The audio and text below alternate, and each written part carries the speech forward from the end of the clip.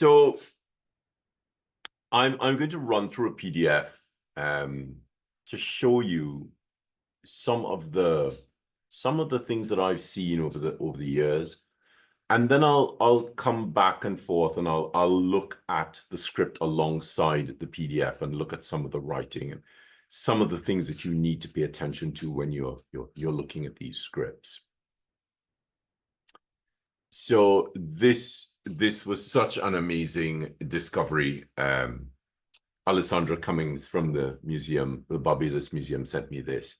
And what's really amazing to note is, sorry, let's just go back there. Working across 3 screens, the cursor sometimes does not like to do what you want it to do.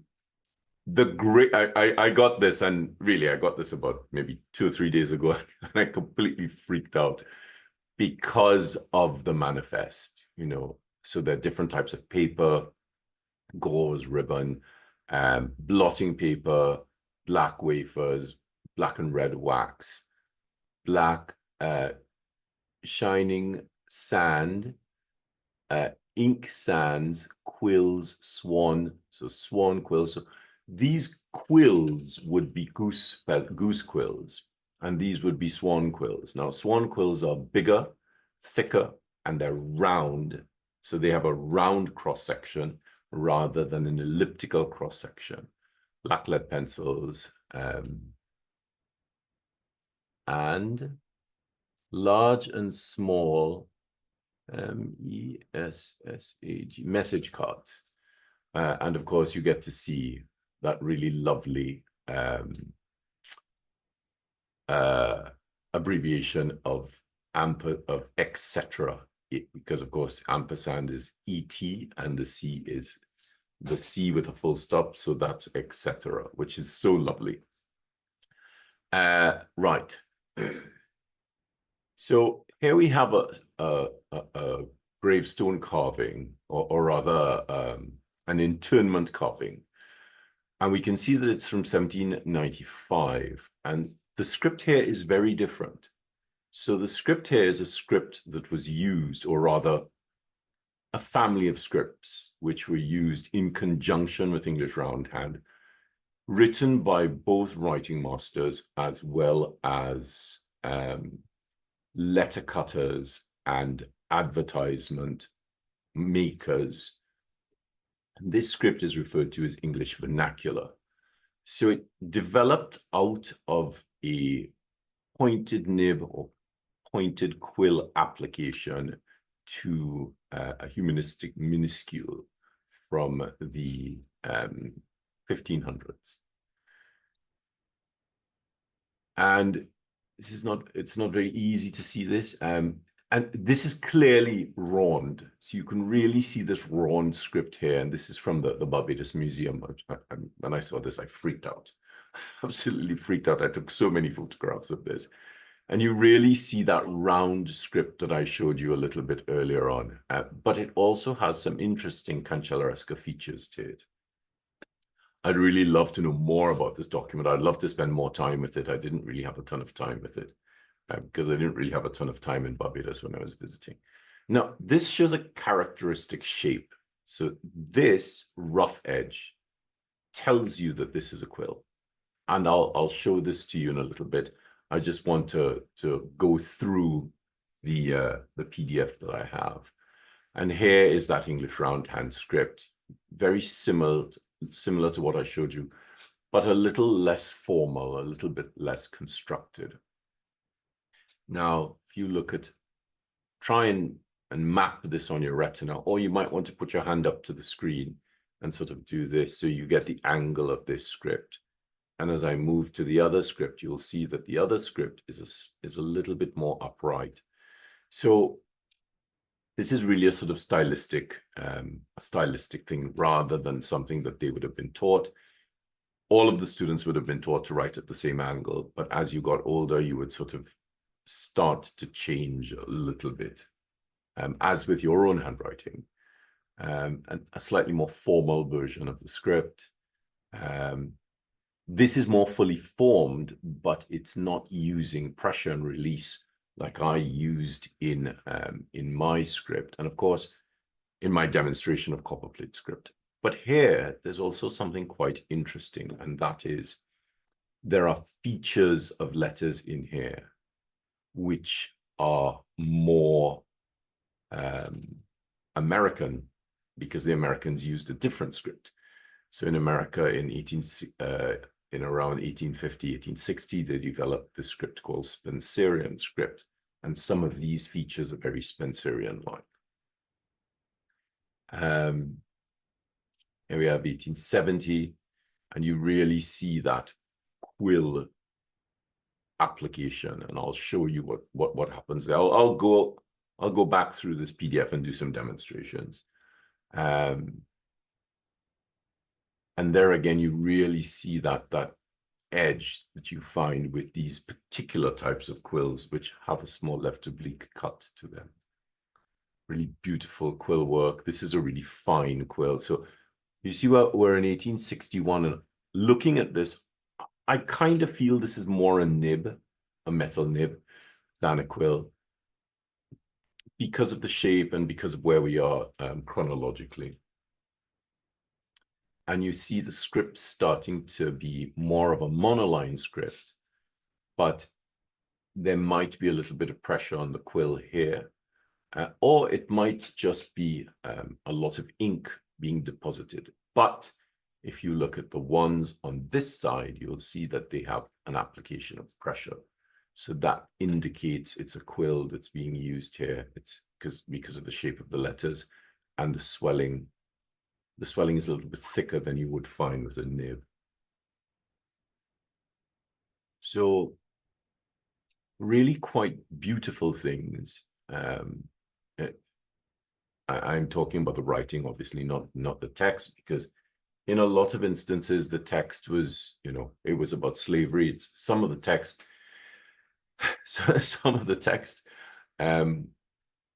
can be really difficult to read. And sometimes it's, I tried to not read the text, because in some instances it was really off-putting and really upsetting. And we can really see this quill work. We're at 1805. So I didn't put these into chronological order. My idea was to just give you an example of the scripts so that we could look at them together and you could get a better sense of how they work.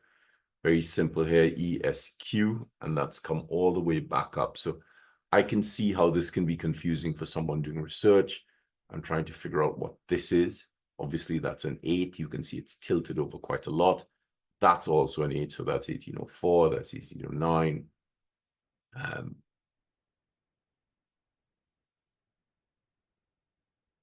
Some of them, it's quite difficult to sort of zoom in on quite a lot of these.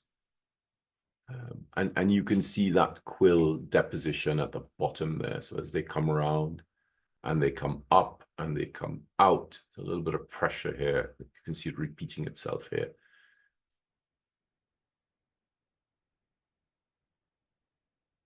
And then this is 1903. So I put these in because these are from, obviously, indentured servants from India. And I put this in because I wanted you to look at this script, and I wanted you to look at this script.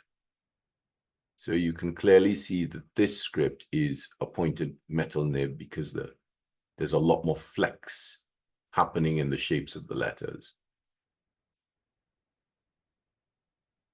So that's a really brief overview of the kinds of things that, when I say brief overview, I mean, this is just a small sample of hundreds of thousands of photographs that I have, looking at scripts in this period, in the Anglophone West Indies because of the slavery period, across different kinds of documents. So you have indentures, you have ledgers, you have sales ledgers, you have slave ledgers, you have goods ledgers, you have private letters from family members to each other.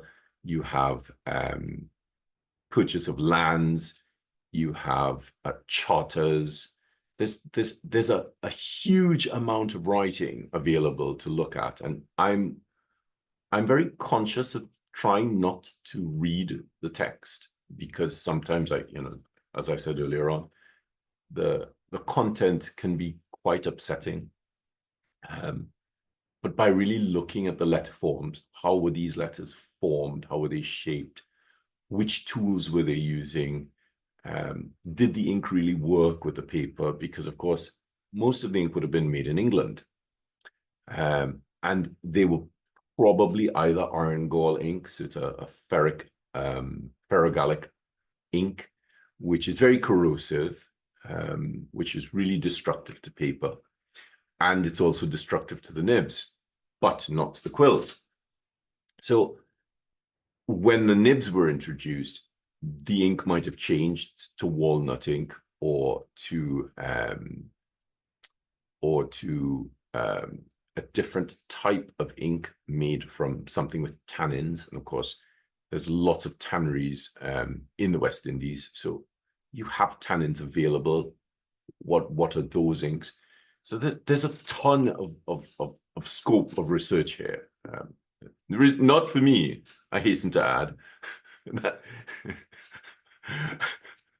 Let's get some of you doing this research because I think that would be quite fun. All right, so let's go through some of this PDF, and I'll work alongside it to help you see a little bit more clearly what I see. So let's start this over. Right. So let's start with the English vernacular. So English vernacular creeps into the writing system.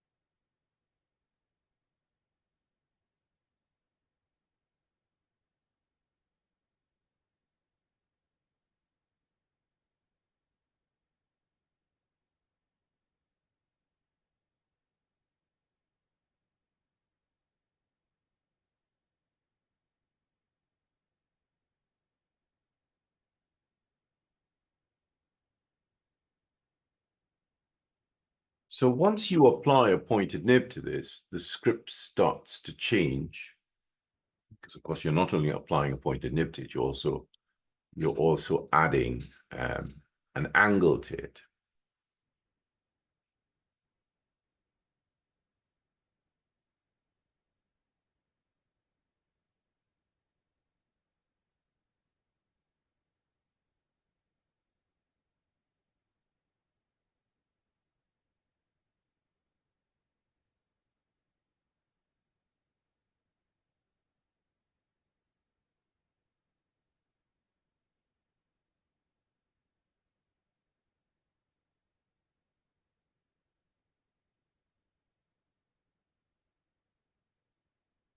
So you really start to see those English vernacular letters coming in. And let's do the upright version of it as well.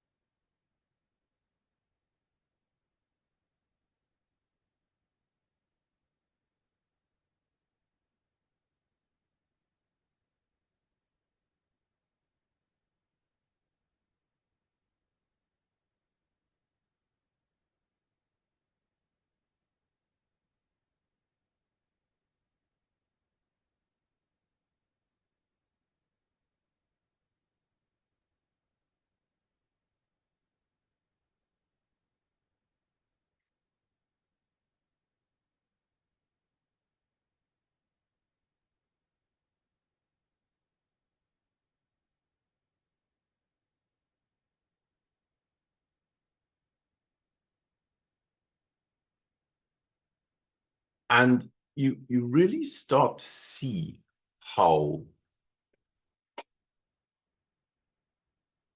these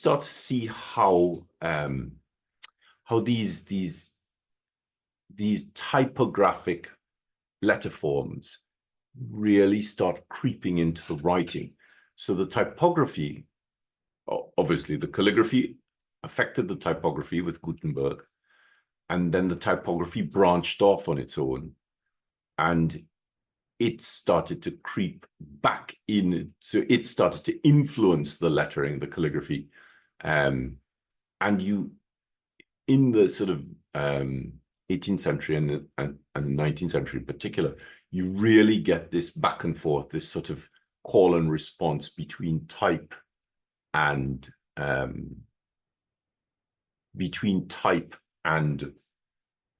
calligraphy and handwriting.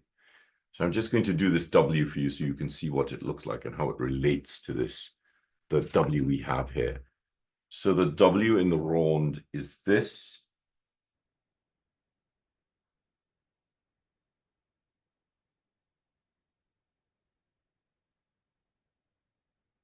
And the W we see here is this.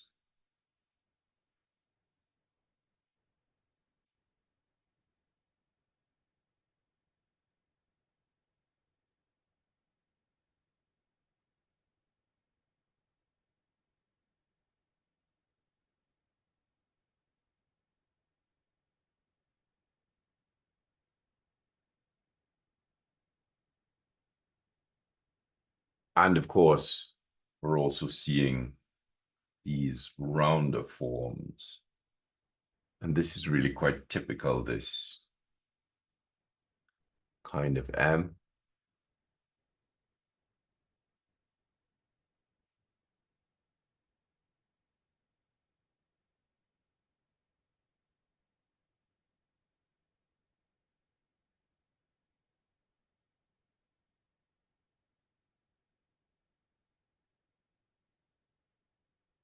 And once we introduce the pointed quill, so that's our quill, you can see if we compare it to the broad edge nib, it is cut at an upward sloping angle. And this gives us a lot of possibility. So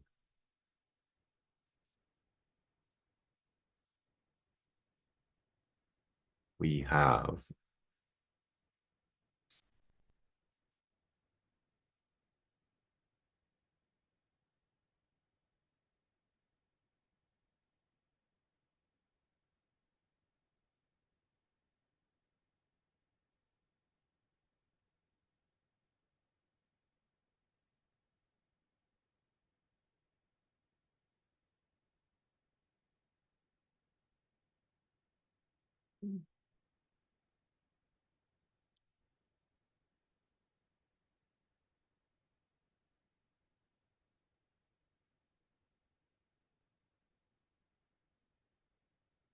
and you can see that roughened edge on the underside here.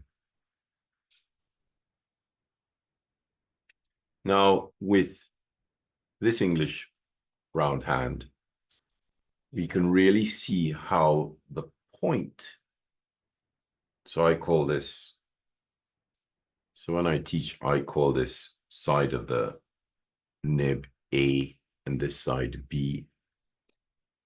So we can see how B is higher than A, and that allows us to get things like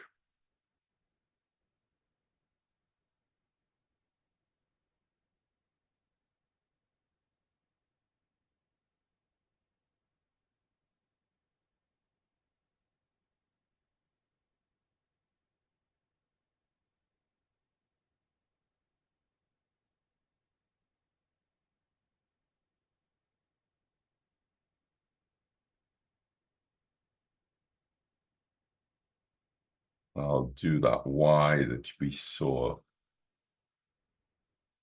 earlier on. So you're really starting to see how the shape of the tool is influencing the script. Now, if we used this broad edge nib, to write the rond,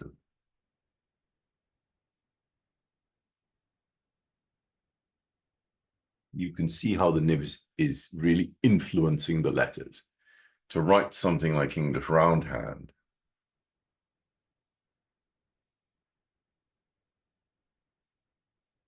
you can see how the point is being used. And if we look just down here on that H, you can see how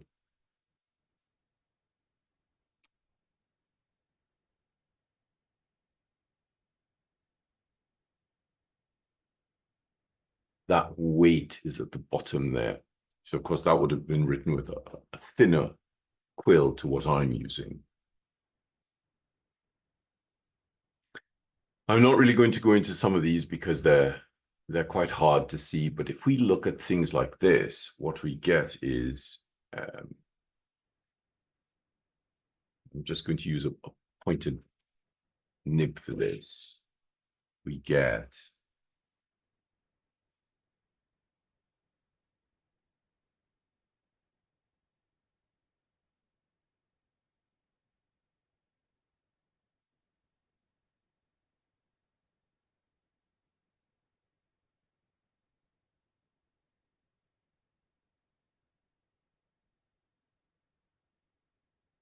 now I'm using Spencerian, which uses this sort of mechanism. And this is pulling on the outside. The letters are a little bit rounder. But a really sort of typical Spencerian form is this.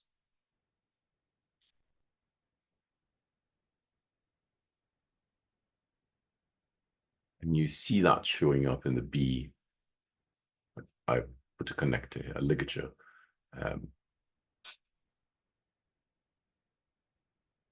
And of course, with the quill at that angle, you would get that distinctive shape at the bottom there.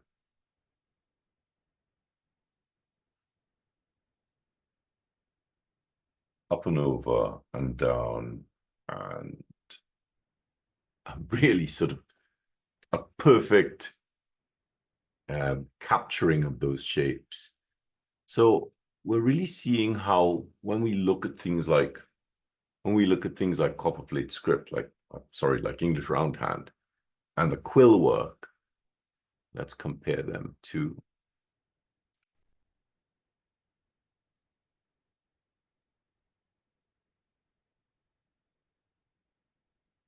You can see how it splits if you use a nib.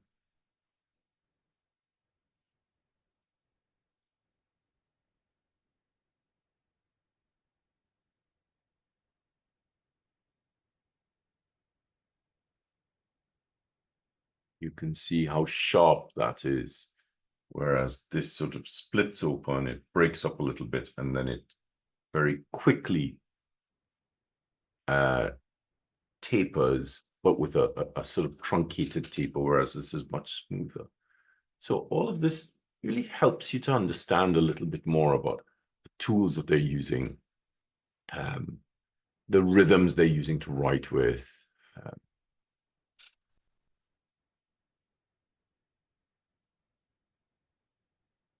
Yeah, okay, brilliant.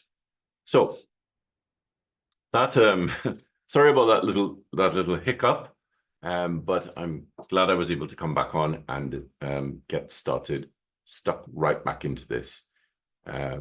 So let's have a look at some questions. Right.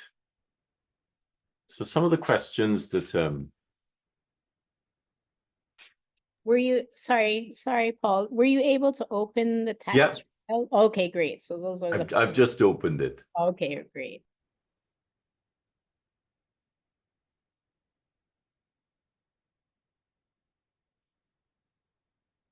Right. So one of the questions were, do you think any Caribbean bird feathers were used to make quills? So there are geese in the West Indies. The when we make quills, we're generally told to use the first 5 wing feathers of the bird because they're large enough. When I lived in Trinidad, I made quills with turkey vulture feathers. The first 3 wing feathers, they were large enough. I didn't try goose feathers because, you know, geese are evil. And they will happily, you know, peck you quite hard. But I'm sure that goose feathers and turkey vulture feathers could have been used. Whether or not they were used is a different matter because, of course, you do have some fairly rigid restrictions on what tools and materials would have been used, and things would have had to have come from England in some instances. But I can't see why they wouldn't have used them. And this comes to my question about ink as well. You know, if you really need a ferrogallic liquid, which is very easy to make. You just get nails, you put them in some water. You know, in Trinidad, in the West Indies, they rust really quickly. So you have that ferrogallic liquid. And then from there, you could use tannins, and you only really need a binder afterwards, which is, you know, gum. I mean, gum arabic was distributed around the world quite easily. We have gums in the West Indies. I've not tried them, but it would be interesting to run something to test the stability of these gums to see if we could actually have made inks and quills. Paper and vellum, but well, parchment and paper are a different matter.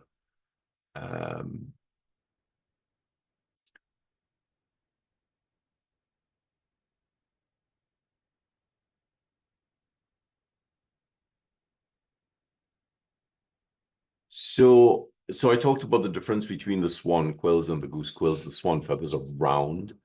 They're a little bit more difficult to cut. One of the biggest issues with the swan feathers is because they're round, you can only cut on this part of the quill.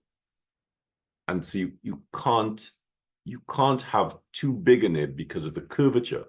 Now on a goose quill, you have an elliptical cross section. So when I cut a goose quill, I cut it on the flatter side. We're taught to cut it on the top, but I prefer to cut mine on the side because there's more of there's a flatter surface area, so you can get a larger broad edge nib from it.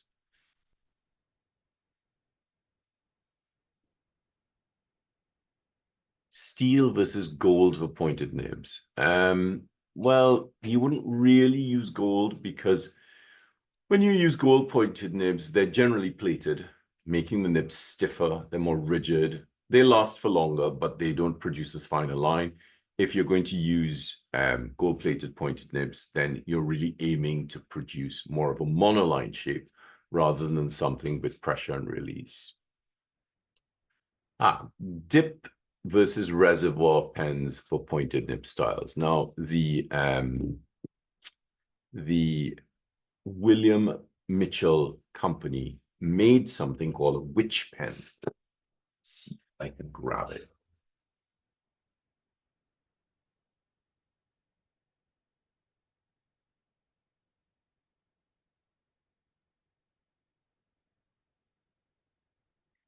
So these are the historical witch pens.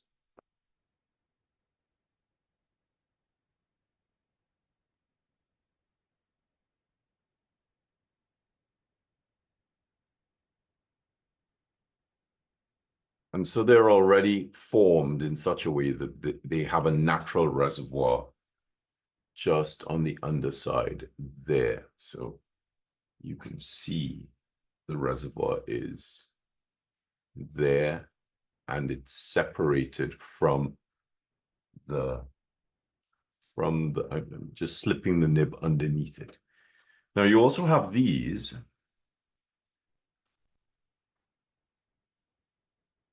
which are also made by William Mitchell.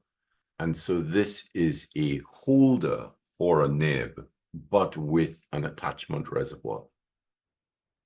So of course they tried as many things as they could possibly try to hold ink, so that, you know, they could write for longer periods. And of course, as you later on, you know, I have one of these, but I kind of misplaced it in the move, where someone gave me a box of quills which were cut like nibs, and this is before metal nibs were made, and so you would have these beautiful beautiful pen staves.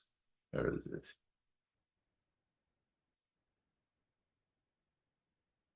Like this.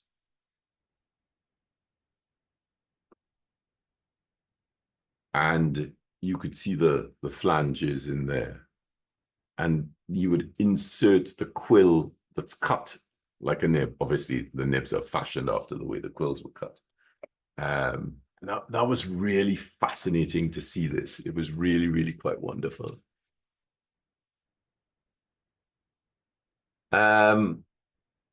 Where do I go to learn this art form? Well, you kind of have to decide which script you want to learn.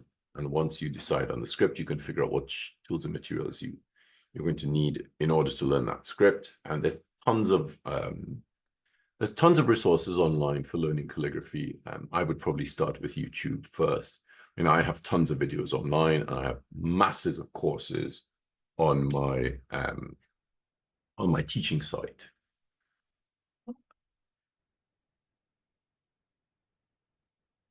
Did Barbados produce its own iron gall ink, or was it imported? I kind of think it was imported. It would be great to try and find some record of somebody making ink. The thing about ink is, you know, you can make it at home, and you don't have to report it to the government. So I can't see why some of these things would not be made locally. The binder is an issue because you do need the gum arabic. In iron gall ink, we use oak galls, which are these.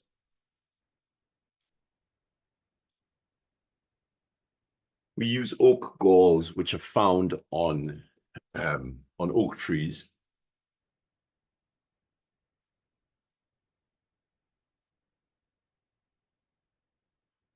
So obviously you can see where the insect has left the gall, and we crush them and boil them. And once they release water, you then reduce the water by 1/3, and you add the ferrogallic liquid to it, and then you add the gum arabic to it, and then that makes your iron gall ink. I don't know, but the reason why we use these is because they're really rich in tannin. Now, you could quite simply substitute this for something like Brazil wood bark or mangrove bark. I don't know what else would have a really high tannin content in the West Indies, but local materials are possible. It's just understanding the flora and fauna, and trying to match something that would produce that amount of tannin.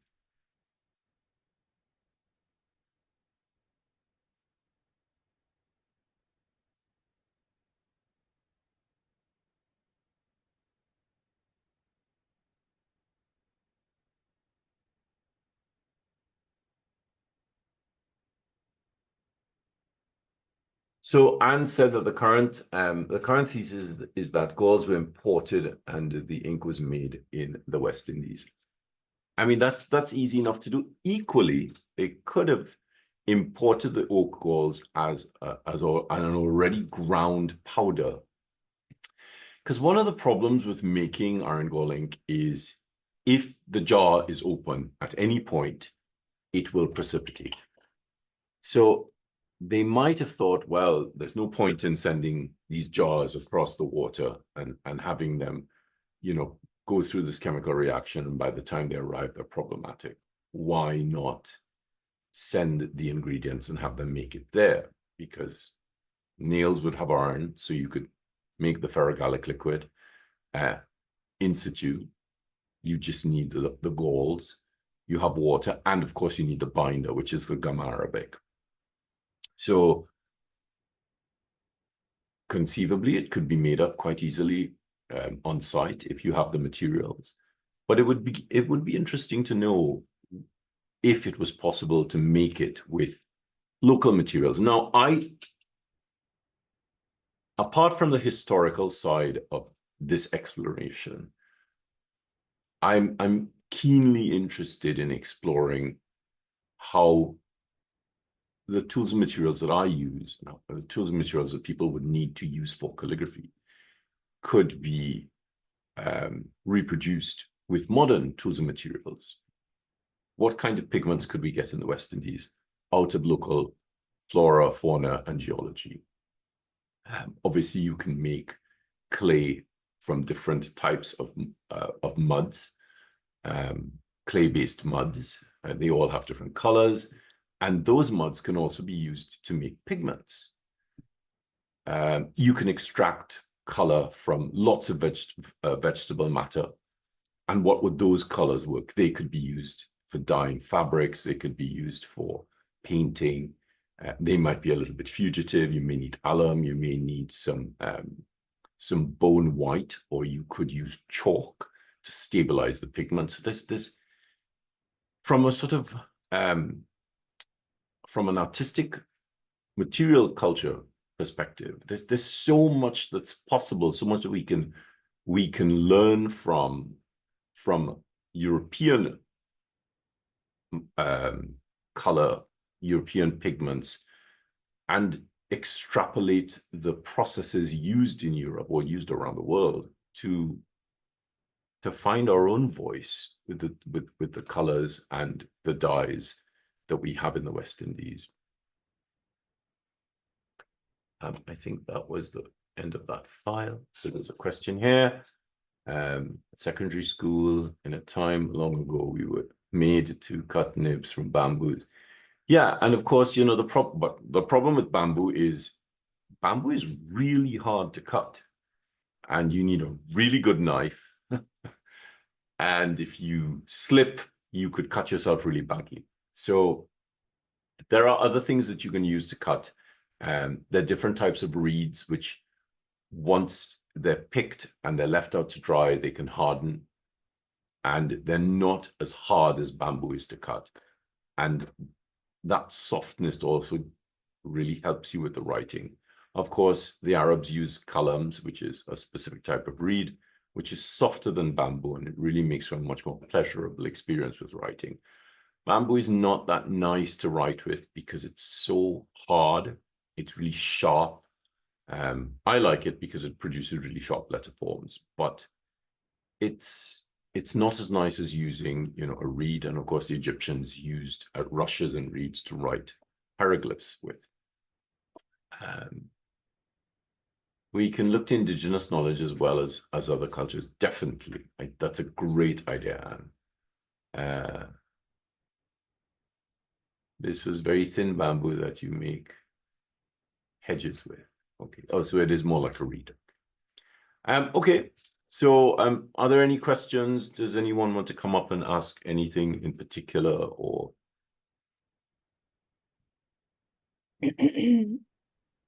Paul, I think what we could probably do is if people have any questions that they just want to ask verbally, they can put their hands up and kind of speak to you directly. Sure. I know we welcome the Dean of the Faculty of Culture and Creative and Performing Arts. He joined us a little bit later, but we're very grateful for his presence. He writes the FCCPA is planning to introduce the fine arts courses and ultimately a degree what is the cutting edge component of the fine art, especially in calligraphy, that we could be thinking of for including in our curriculum, Professor? So I went to Mexico last year and I was absolutely blown away by obviously everything. But one of the things that really stunned me was the divergence from the original Spanish scripts. And I've been toying with this idea of a Caribbean calligraphic tradition for about 20 years. But seeing what happened in Mexico really crystallized this in my head, because when a script is taken from its parent country and transported to another country, and enforced in that country, the script starts to take on characteristic features which are regional. And this is something that I've seen across these thousands of documents that I've been looking at. There are specific traits of letterform shape that we see in the West Indies that we don't see, that I've not seen repeated in England. And so after sort of, I guess maybe a first, possibly 1.5 generations, the script really becomes tied to that locality. And I really feel we have the essence of well, not the essence. I really feel we have a series of fully formed Caribbean scripts that we can consolidate and formalize and really call them our scripts. You know, yes, they evolved out of English roundhand, but so did copperplate script. But they are very different to the scripts written in England at the same period. And that is also an English roundhand base. I've not spent the time looking at what happened in India and the other English colonies, because it would be interesting to see how those scripts evolved and how they compare to what happened in the West Indies. And it could be that, you know, if I look at what happened in India, but of course, India is slightly different because India has tons of calligraphic scripts as well. So that would have probably influenced the direction their evolution of English roundhand would have gone in. There's a lot to consider. I mean, I you know, David, this is such a great question. It's such a big question as well. You know, so looking at the curriculum, there is the calligraphy, and there is the manufacturing of tools and materials for writing, for painting, for drawing, pigments that can be made from local materials, writing surfaces. Of course, you know, you have things like in Indonesia and Southeast Asia, they use bark to write on. In Tibet, you have slatted palm leaves which were treated. There's a huge amount that could be added to this curriculum if it's really sort of focusing on fine art produced in the West Indies with local materials. I don't see why, you know, we would need to import lots of materials, because we really want to encourage the tradition, encourage what exists locally and how that can be used. That's such a great question. I'm sort of looking back at it, and it really excites me. It really excites me, that sort of question. So Giles says, I know the turkey, owl, and large birds of prey feathers can be used as quills. I assume that in the West Indies, quills were used for local suitable bird species. Yeah, you know, I have tons of quills from lots of different birds. But, you know, people always go, oh, look, I bought this peacock feather for you. But it really is the tip of the quill where the chitin is. And that's what you really need to consider. How is that? How long is it? How thick is it? How rigid can it be made? Because you can't just pluck a quill and start writing with it. You have to cure it, and you either cure it by heating it in sand, or you cure it by air drying it for 2 or 3 years so that it hardens. Yes, Tara. I'm going to use my privilege as chair of this session just to ask a question. I was really intrigued when you mentioned how in families the hand could be influenced by who learned what script in the past. And it occurred to me because I write my I's for my last name in a very weird way. It is not typical.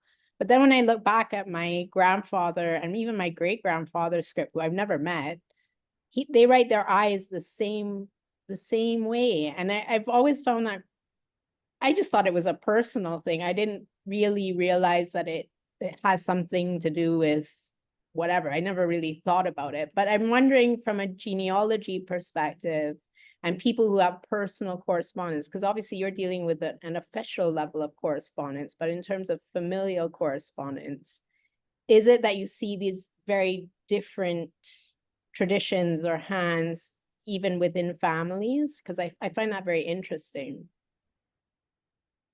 Well, yes, because, you know, as families move, as they move from one locality to the next, you know, let's say, you know, your great grandfather lived in France, he would have learned this rond and then moved to the West Indies to, let's say, Guadeloupe or Martinique, and he would have kept the rond because of, you know, the French population. But if he moved to Trinidad and the Cedula population, he would have had to contend with the Spanish script. And then once the English took over, his children would have been influenced by the English script, but also having to read his letters and his writing, and his wife's writing of their recipes, trying to balance a complex French script in a ledger against an English sensibility where the script is very, very different, would have created a blended script. And even though the children would be learning an English script, there would be traits of the French rond creeping into that. And of course, you then have things like, you know, you have this French script in Trinidad because of the Cedula population, which is, you know, a small group of French people.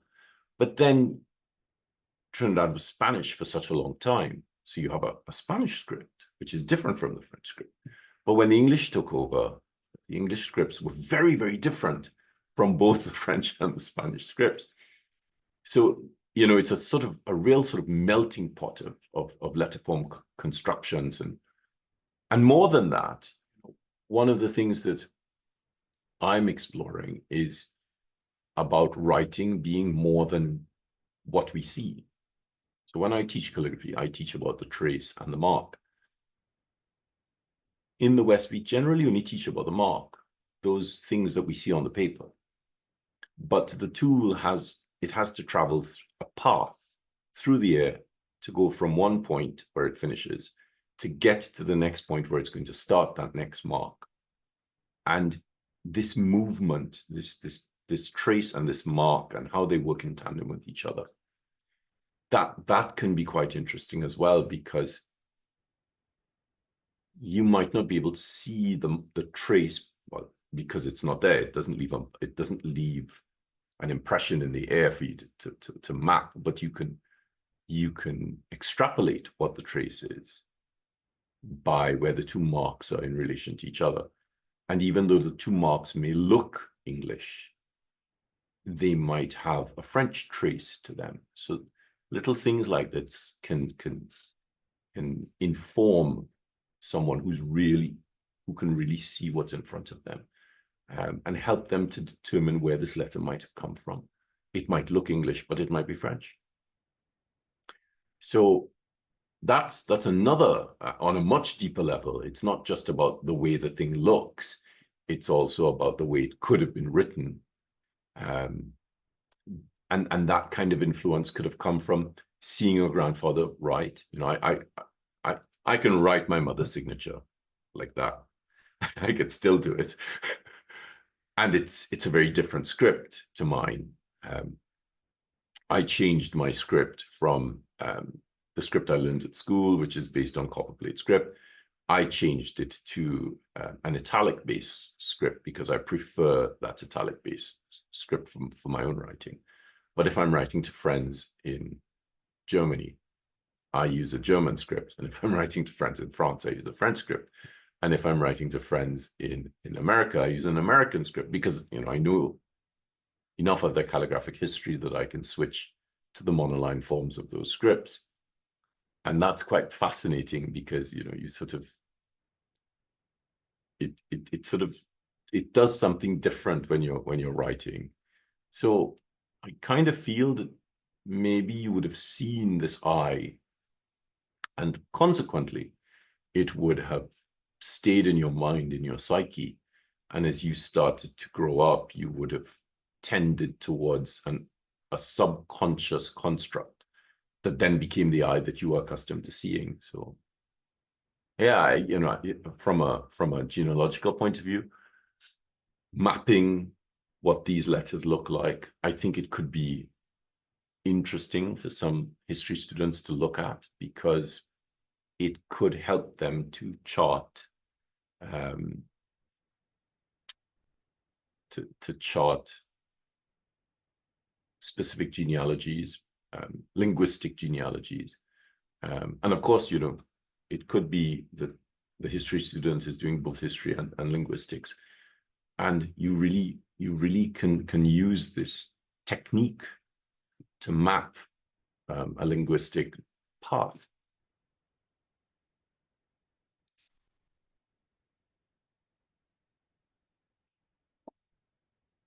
Oh, so Giles says, I'm a member of the Philatelic Society of Trinidad and Tobago. Some members have collections of Caribbean postcards and letters of handwriting. Yeah. It would be useful to have an educational display of historical letter writing scripts. At one time, the West Indies was rich with letter writing and use of handwritten scripts. Any comments on this? I think a really good starting point would be for each island, would be for the islands to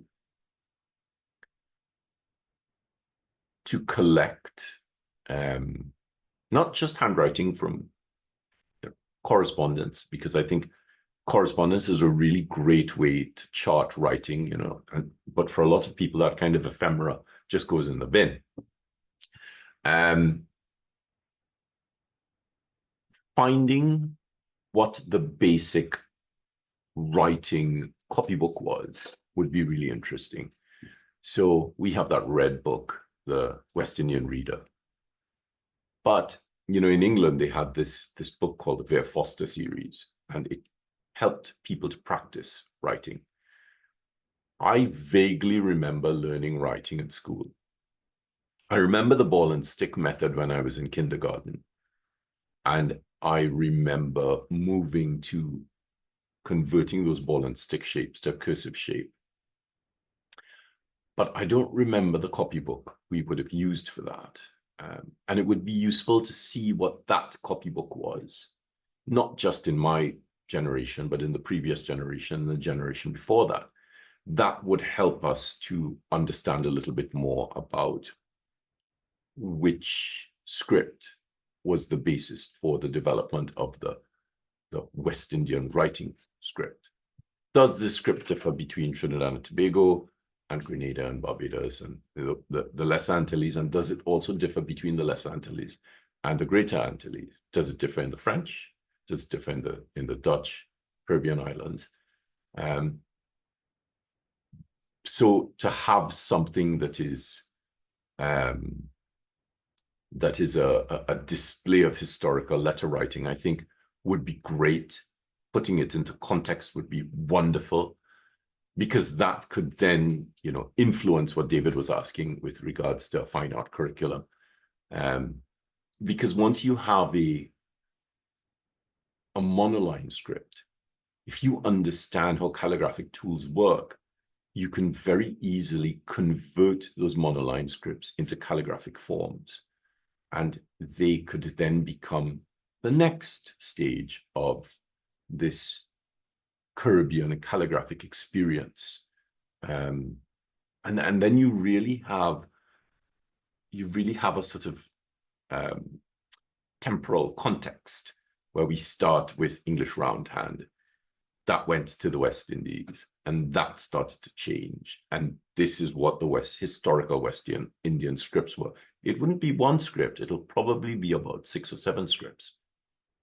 And how that then influenced the development of a basic writing system that became the handwriting construct which our grandparents would have learned, and then what the government would have taken on for our parents, and then for us.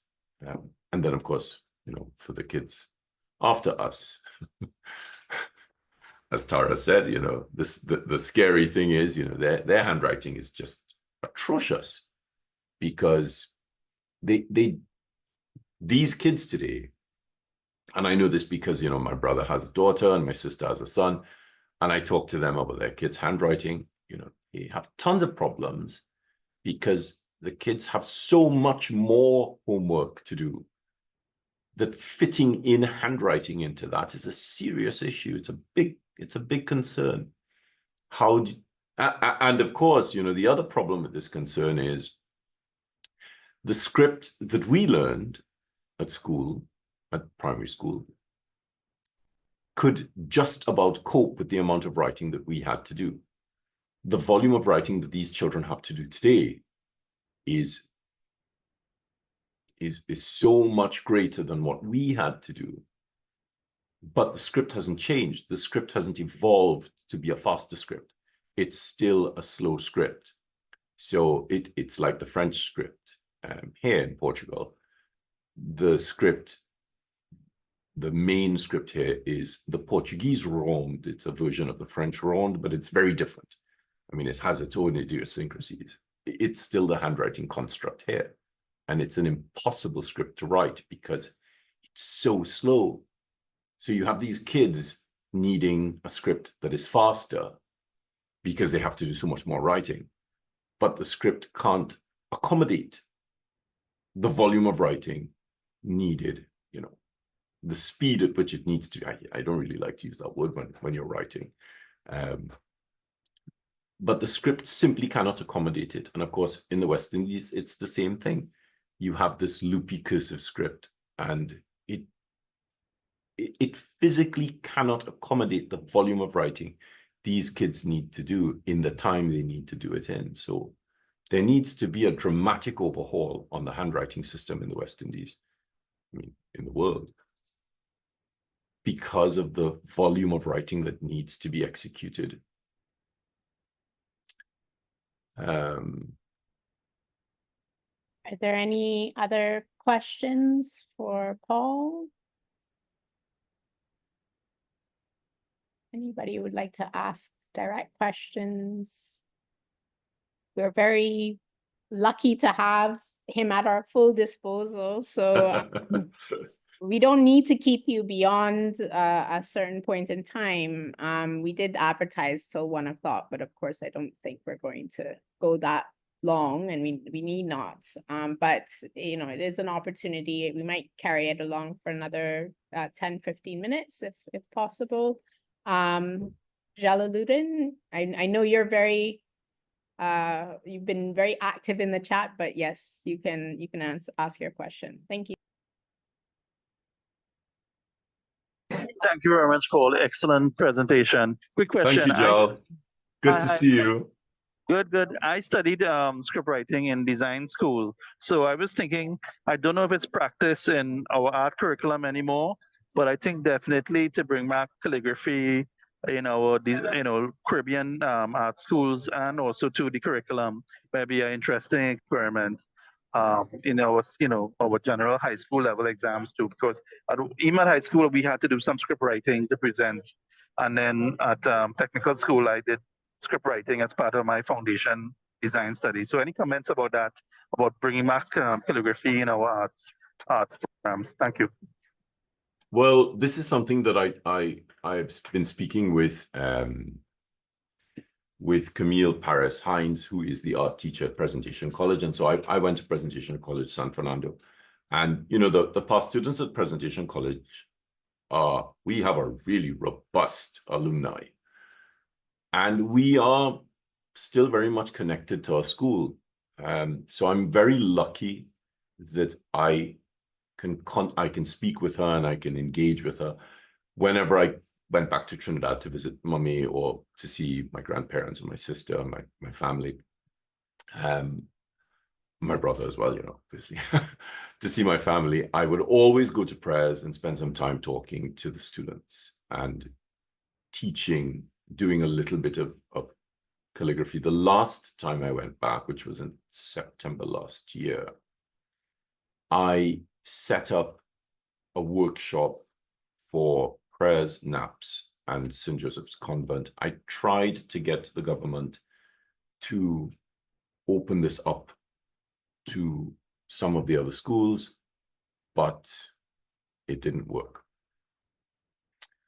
I have been trying to get this back into the curriculum, but speaking to the right people and getting people to see there is worth in this has been very, very difficult and very frustrating. Suffice to say, I got to the point where I thought, okay, I put this much energy into it, and I simply don't have the time and energy to expend on something that is not moving further. So finding a way to get the government to actually sit down and look at this would be really interesting.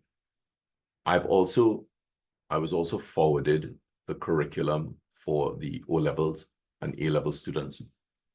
And I was stunned at how poorly organized the curriculum was for art. And there was no kind of support for the teachers, because when I read through the curriculum, I was really shocked at how loose it was. You know, and there's a section talking about calligraphy, but there's nothing to back it up. There's no information. There's no training for the teachers. So trying to reintroduce calligraphy into trying to introduce calligraphy into the art curriculum would require a lot of training.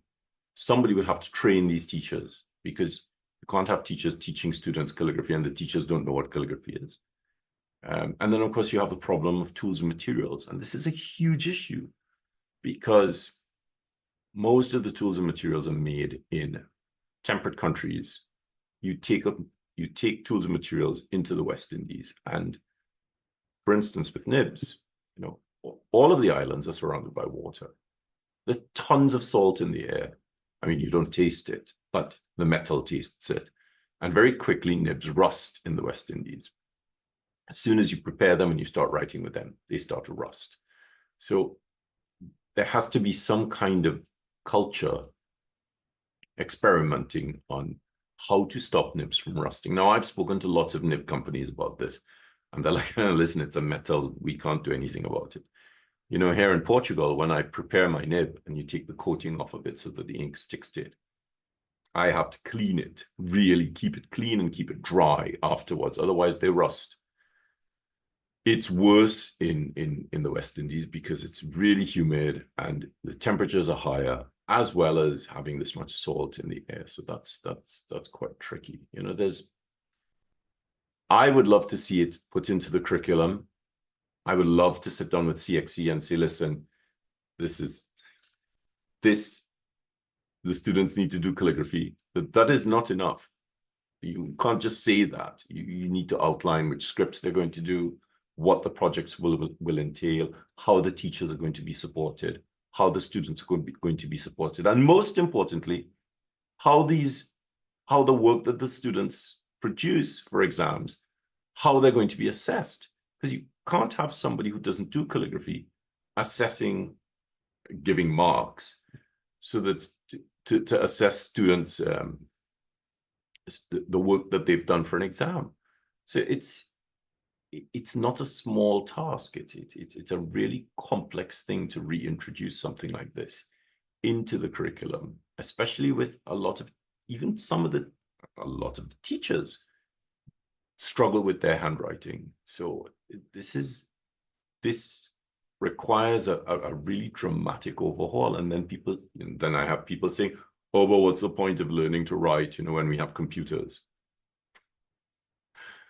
So you're fighting against that as well. And of course, there are lots of reasons to write, because it increases brain plasticity. Writing helps you with your learning and your memory. There's all of this, a huge body of research around why handwriting is so important. But schools are still removing it from the curriculum. So how do we combat that? And how do we then get people to enjoy the writing process? Adrian. Yeah, there's a question also in the chat, but we can take Adrian's question first and then go back to Janice's in the chat. Thank you. Hi. Well, I put it in chat, but just to say, well, first of all, thanks again. I've said so repeatedly. I'm a self-taught calligrapher. I've been doing calligraphy for decades, having found a pen literally in the gutter as a teenager and serviced it myself, went to the library, researched nibs. But anyhow, my question now is really about equipment. Some comment on the historic scripts that you've been showing these wonderful examples of, and modern equipment. In particular, the divide between kind of the dip pens that you see more in the artistic world and sort of fountain pens that are enjoying this resurgence now. I mean, sales of fountain pens have already taken off again in recent years, but the fountain pens for general sale are usually like nails with tips that aren't necessarily suitable for calligraphy, with some exceptions, particularly from Japan. I mean, any comment on kind of fountain pen bodies and calligraphy and which, or is any of that worth pursuing at all? Do we just abandon that and stick with dip pens and nibs? What is your comment? So there has been a huge resurgence in calligraphy over the last sort of 20 years. And in the last sort of 10 years, there are tons of fountain pen manufacturers which have cashed in on this, as well as artisan fountain pen makers who are making a number of different types of pens. So I will deal with the Franken pen first. So the Franken pen is like a Frankenstein pen. And lots of people have been taking these historical fountain pen bodies and replacing the nibs with flexible nibs like Nico G nibs, Zebra G nibs. So you can get a swelled stroke, like the old Swan pens from the 60s. Now, I've had some of these pens sent to me. Some of them work really well. Some of them don't work so well. But you come back to this issue of the climate, because the feed and the mechanism inside these fountain pens really struggle with humidity and salt. And then the nibs start rusting inside of the housing. And so you have to remove them. You have to have replacements. You have to know how to clean them. You have to know how to care for them. With things like broad edge nibs, so if you're doing things like italic script or textualis quadrata or any of the broad edge scripts, you'll find that there's a huge market of these pens. Monteverdi do this pen called the Monza pen, which is a really lovely pen. The nib is quite thick and rigid. But for things like italic and textualis, for these broad edge scripts, you're not pressing. You don't want the tines to spread. You want them to stay where they are. Of course, there are things like the art pen from are they called? I cannot remember the manufacturer of the art pen. Rotring. So there's the Rotring art pen. You have pens by people like the Manuscript Pen Company. They are all fountain pens. But all the pen manufacturers, Schaefer, Cross, Montblanc, Monteverdi, Montegrappa, all of these big brands, they all have stub nibs. And the stub nibs vary from fine, medium, large, and extra large. So you can get a large range of tools and materials which would work for calligraphy. Of course, that said, they do not and will not produce the kind of line that you get from dip nib, because a dip nib, the metal is thinner. You get a cleaner line. It's a sharper line. There's a little bit of flexibility. If you've gotten to the point where you are a little bit further along in your practice, you can use this flexibility in the nib to add some sensuousness to the writing, doing something called generating entasis, where we waste the letter, so we have a little bit of weight at the top, and we release, so it comes in, and then a little bit more pressure at the bottom. So that's using a broad edge nib, but that only really works with a thinner gauge metal, because you don't really want to encourage yourself to learn to press hard because the nib is hard, because the nib is stiff. The idea here is to not press, or to press even less. So there's a large range of possible options with regards to modern tools. So we have a range of calligraphic shapes, letters written with ruling pens. So these are ruling pens.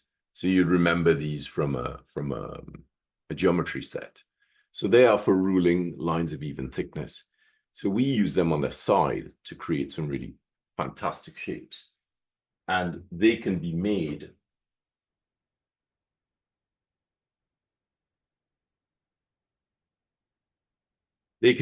from tins. So I have some Coke tins here. This is a coconut water tin, which is really quite rigid, which is really quite good for working with. And there are lots of different things, and and of course there's a couple sided tins, and the only problem with trying to find the right tin is having to drink lots of beer, because there's so many different types of beers, and the metal come in all different kinds of gauges. So you really get quite drunk trying to get to the point of figuring out what the best tin is. And then, of course, you figure out what the best tin is, and you have to drink lots of it so that you have the tins. And you do have to be very careful in how you cut them.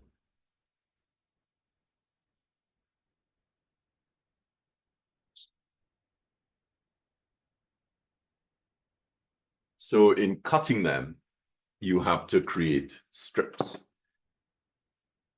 And you have to cut the tops and the bottoms off. So it's something that, you sort of have to see how to do it. In the last 10 years, there has been a massive, I say massive, I should say dramatic explosion of contemporary tools and materials.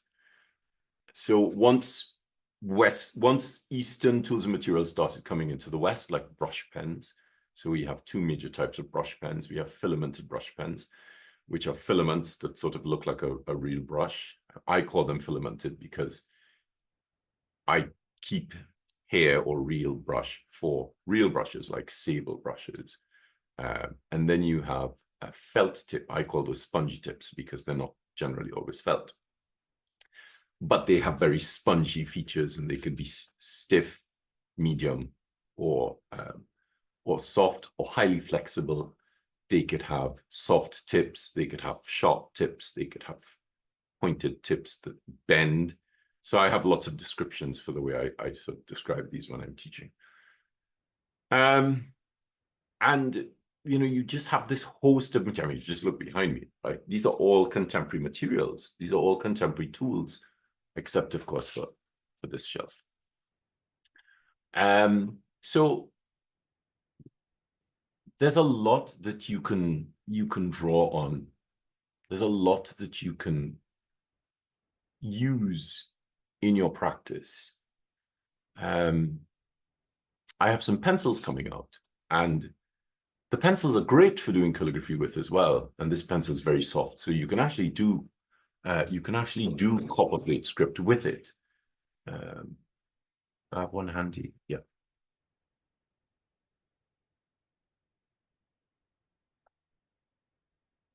So, you know, you can start learning a calligraphic script without the need for expensive tools and materials. Where is the cursor? So this pencil is quite soft, so it allows you to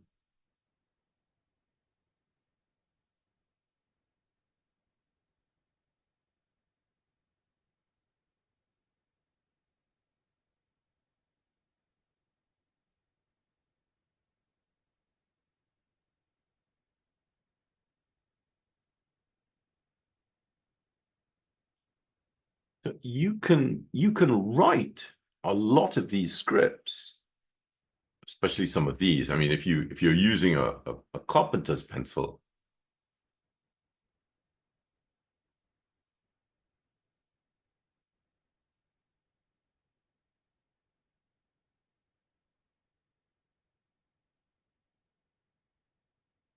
obviously the difference between my pencil and the pencils that are out there is this pencil is the lead is very different.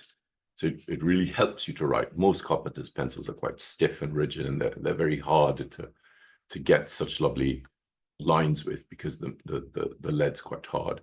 But also getting them to bevel is a different matter. So there is a lot of possibility. The contemporary tools and materials, or rather the tools and materials that are available to us today, far outweigh anything that we've had access to in the last 2,000 years. That said, nothing writes as well as a quill. If you really want to learn a broad edge script, use a quill. It's an absolutely glorious material to work with. It produces a line and a quality of line that metal nibs cannot produce. You know, and if you really want to learn English roundhand or copperplate script using a quill, it's very difficult with a quill, but when you get it to work, it's like the heavens open up and the angels start singing, and the light just comes out and the whole area just lights up. It's such a beautiful experience. And I think for a lot of people, you know, if you can't afford tools and materials, there are things around you that you can use. You don't need to spend a lot of money on expensive tools and materials. You could start up with pencils, as I've just shown you, and sort of slowly work your way up from there.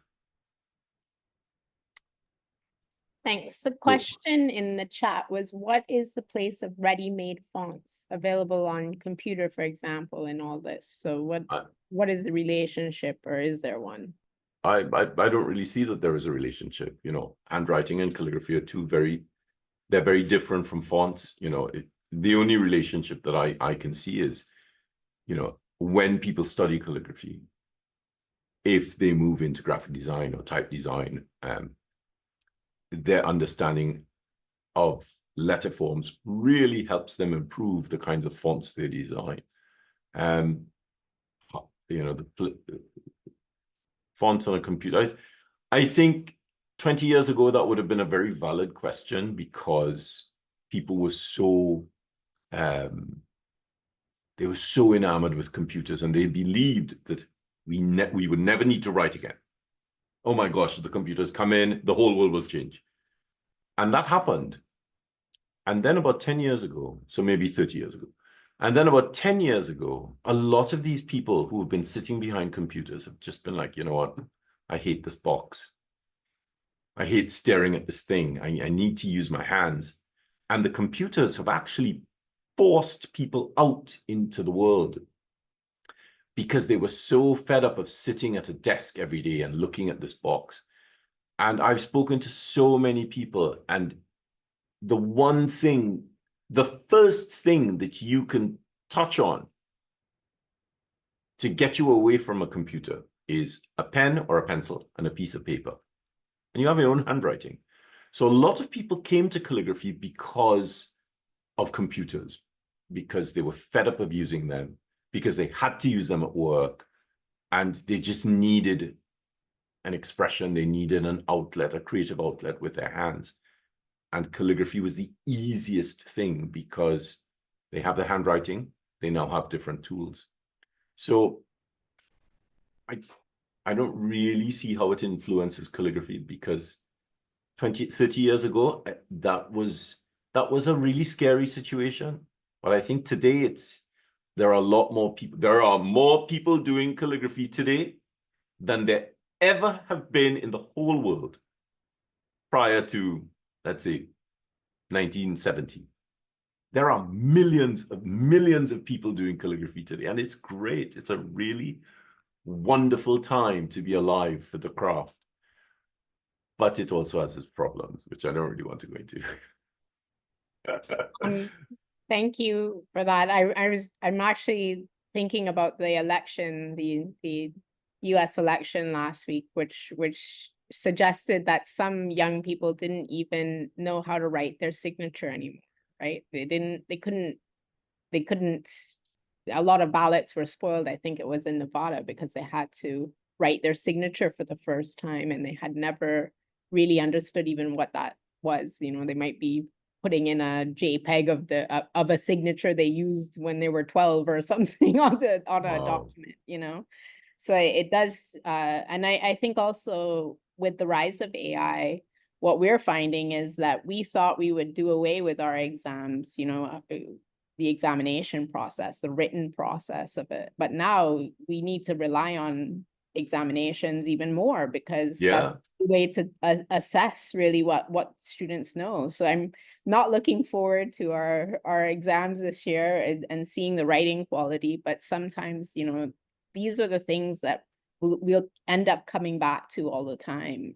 These kind of core skills that are that we might be losing, or that we might need to just pay attention about how we're going to have that dexterity in the future as well. But you know, if you can't write with a pencil or a pen, you can't use a screwdriver. Right. It's a rotational movement. You know, this into this. If you can't do this, you can't use a screwdriver. And if your focus is on wanting to become, let's say, a robotics engineer, you have never developed those fine motor skills to manage really tiny screws and little movements. And this is a serious problem that these kids are facing, because if you don't have fine motor skills developed from handwriting, if you don't have that kind of dexterity, doing really complex tasks with your fingers becomes an issue. You know, in the United States, they took away handwriting from the curriculum. And this 25, California is planning on reintroducing it, because children can't read their parents' handwriting. They can't read recipes from their grandparents. They don't know how to sign their names. You know, and I was talking earlier on about neuroplasticity. You know, there's a ton of research done in what happens when you're learning the difference between typing and writing. And, you know, some kids, they can type. Wow, I mean, their touch typing is phenomenal. But when you're touch typing, you're not listening and processing and being forced to précis and then write down salient points. The information's going in and it's coming out on your hands. You're not processing that information. And consequently, you then have to go back and read the notes. And when you write, you know, you might develop your own shorthand. You're really part of that process. And the memory anagrams and the neuron pathways that form when you're writing are much stronger in helping you to recall information than typing is. So you have all of this stuff that tells you that writing is important. And then, of course, you know, there's the meditative side of it. So I teach a calligraphy and meditation class. And the act of writing is so introspective. It's so peaceful when you are writing in a quiet environment and it's calm, and it can really help you grapple with depression, anxiety, because the act of writing, the movement of the tool, the sound of the tool, the fact that you are able to think about something, and because especially if you're dipping, you can't write too quickly because then the ink won't flow out of the tool. So it forces you to write slower. And then your heart rate goes down and your blood pressure goes down, and you're really just sort of at peace with the practice. So there's a lot to be said for writing. How we incorporate it into our lives is an issue, because our lives are now so fast. And you know, I recognize one of the biggest issues with teaching calligraphy in the West Indies is the cost of tools and materials. It's a serious problem. You know, you look at the exchange rate, and you know, a brush pen that costs 20 euros, that's a big outlay for someone. And then it arrives there, and it might have been, you know, the delivery guy might have been a little bit frisky with it and thrown it into the van, and it arrives and it's damaged. You know, there are all those problems to have to deal with as well. So how do we get this into the curriculum? You know, do we start with the kids or do we start with the adults? You know, like David's posted some great things, you know, setting up that curriculum, setting up that fine arts curriculum. Maybe it starts there and then it trickles down from those students leaving school. And I don't know. I honestly don't know. You know, you and I have talked about this, and you know my ideas on it. But how do we take it from here to there? So thank you all very much. Thank you so much, Tara. Yeah, thank you. Thank you all at the University of the West Indies for helping to organize this and for sort of backing it and getting your students here. Thank you all for coming today. If you have any questions, ask Tara. Yeah. You can always email me and we can pass along your questions or queries. And, you know, it all depends on what the uptake of all of this is, and we'll see what we can organize in the future as well. Certainly.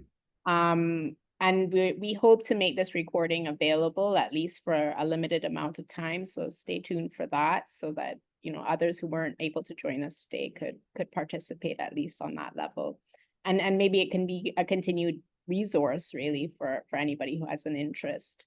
But thank you so much, Paul. I know it's afternoon siesta time in our transatlantic classroom, so I'm very grateful for your time today, and on behalf of the Faculty of Culture and Creative and Performing Arts and the Department of History and Philosophy, I want to thank you for your time today, and all of us here and virtually. Thank you so much for joining and asking such rich questions, and I hope you have it was such a lovely way to end on the question of meditation and writing, and I hope we can move into the weekend with some of those reflections in mind as well. So thank you so much. Thank you so much. Have a good evening. Have a good weekend. All right. Bye-bye. Bye. Bye, everyone.